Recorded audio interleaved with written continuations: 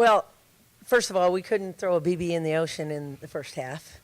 But we were down 30 to 50, and we just had to change our defense. And I thought the kids did a great job of trapping and scrambling it up a little bit and disrupting their offense, gave us a chance to get some turnovers. Obviously, outscoring them 28-12 in the fourth quarter was big. But our kids were exhausted, as I learned just now.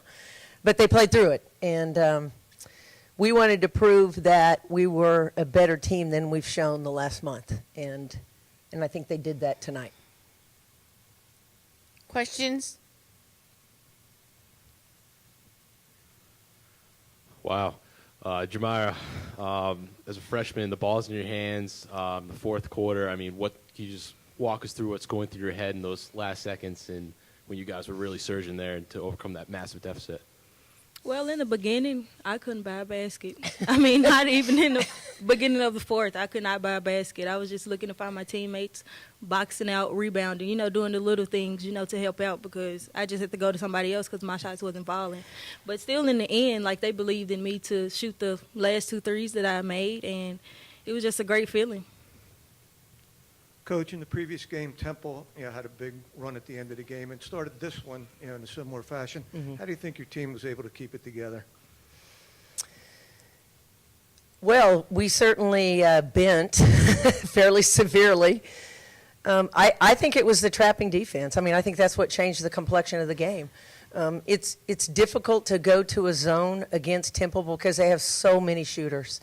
And so it's difficult to do that, but we never really had to go to a half-court zone because our traps were pretty productive. Now, I thought late in the fourth quarter, I thought Butts found a way down the middle of the floor, and she got us for a couple layups. But other than that, I thought it was our defense that was really the difference, and just the ability of our guards to get traps and steals at the top of the floor.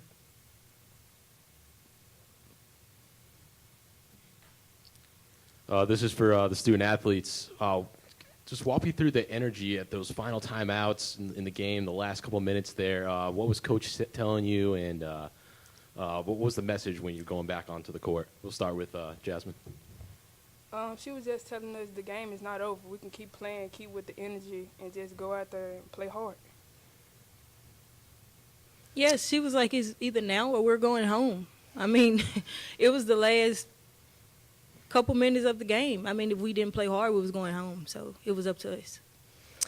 I recall one thing saying was that we were making so many good plays on defense, but there was a stretch there where we were, turning it over. I remember AJ got a rebound on the far end, and she traveled trying to get it to a guard. Jamira stepped out of bounds. There were 2 or 3 or 4 or 5 plays where we made great defensive plays, but we made a mistake on the offensive end.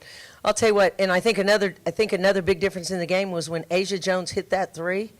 I mean, our bench erupted, and I think at that moment it was like, okay, we've made a good run, but now we might just win it. And I think that 3 was huge. For everyone on the dais, have you ever been part of a game like this where, being down with a big deficit and then coming back to win? Players first. I have. Tell us about it, Jazz. Yes. Otherwise, that's all you're going to get from her. Well, last year we was down a lot, but we came back and we went into 3 overtime for us to go to succeed to the national tournament. We won in 3 overtimes. Junior college national tournament. I can't remember. I've coached too many games. I really don't know. I can't remember. I don't think I've been in a game like this, I will say this, though. Every Temple game that we have played, and Mel can attest to this, every Temple game that we have played in the last 3 years has been overtime.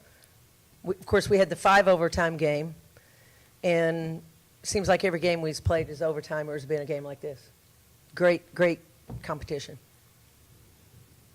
Coach, when did you sense the momentum changing? Because, a few times you got close in the second half, and then they were able to extend the lead. When did you feel like, hey, we're going to make a run?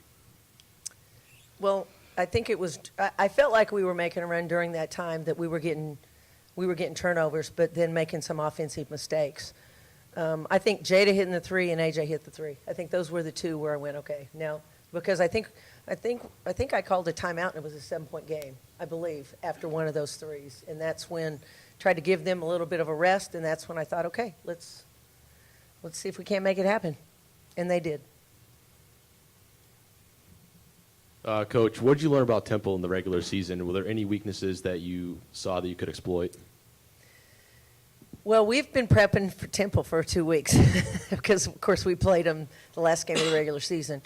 So I think what we learned about them was that if we didn't do exactly what our game plan called, that Aaliyah Butts was going to control the game. And in the first half of the game at our place, we did that. In the second half, we didn't, and she really controlled the game. So honestly, I just think it was more reps this week. We got a lot more reps on how we were playing our middle ball screen defense. We got a lot more reps on our rotations to find the shooters out of those ball screens. And I think our kids were just more confident in the game plan and how we were going to execute it because we got so many reps.